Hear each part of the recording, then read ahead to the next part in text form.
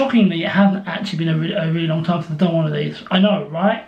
Once again, though, I went into this thinking I can do a Studio Ghibli film. Instead, I found another film, specifically District 9. Why did I pick this one? Well, I remember being kind of hyped at the time it came out, but I never got around to seeing it then, and I haven't got around to seeing it since. But it was recommended to me on Netflix, so I thought, why not? I heard two things about this film. I heard from some friends that it was something really special, and I heard from other people that it was a bit of a disappointment. Quite conflicting opinions, aren't they? So I went into it hopeful, but not really knowing what to expect from this film. It did well, but not as well as people hoped, despite the hype, so I decided to give it a go and see what happened. As always, let's start with explaining the film. District 9 is a 2009 science fiction action film, making sure I get this right. Directed by Neil Blomkamp, produced by Peter Jackson, yes, that Peter Jackson, and starring Sharlto Copley, hoping I got that right, Jason Cope, David James, and others. The film is presented like a found footage documentary style around what happened when aliens arrived in South Africa, ended up being interred in District 9 and everything that happened there. Quite clearly inspired by the events that happened during the apartheid era, and I must admit I kind of figured that out watching the film, so I can't imagine that's lost on me.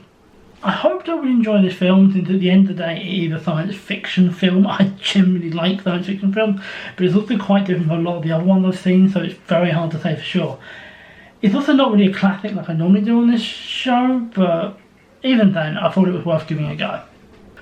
In terms of the positives, the first thing I have to give strong credit to was how they decided to make it. The fact that it's presented partially like a found footage documentary, interviews and stuff like that, such a different way of telling a story. I felt like it was a fantastic decision on the part of Neil Blomkamp.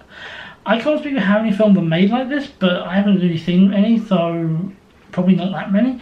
But I loved every second of it. I hope more films get made like this. The second thing I'd love to compliment is the story itself. I love the world they build. I genuinely was invested in the fate of the aliens, known derogatively as prawns, and what the humans and the corporations were doing to them. The world did a great job of making you feel bad for the aliens and really siding with them against the humans. I also love the characters of Vickers Vandermeer, that's not an easy thing for me to say, and Christopher Johnson, that is an easy thing for me to say, and how they work together. Just everything in the story was fantastic, and I was gripped the whole time. In terms of criticism, I can think of a couple of bits. Firstly, I would like to point out one major flaw with the character of Vickers. He goes from being really quite a cowardly individual to having no issue whatsoever using alien weaponry to literally make people explode like human meat bones.